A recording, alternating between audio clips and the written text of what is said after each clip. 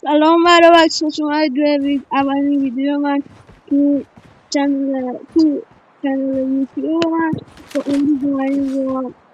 این چنل ترکیم شده بودم بهتون مشاهده کنید هدف دو تاست بدنش 25 دست رسم دستم چند تا خوبیه بیشتر از نزدیک بهتر میدونم با هر تا تیر بکنم بیفته دیگه یک دو سه چهار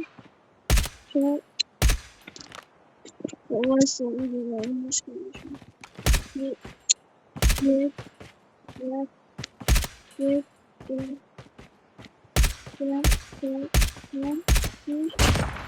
شش تا گوله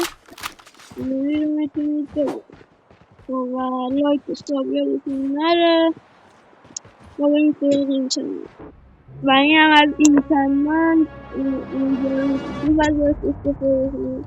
و تا ویدیو بعد خدافظ و اگه یوتیوب بذارین ویدیو رو نگاه کنید لطفا لایک رو بگیرید.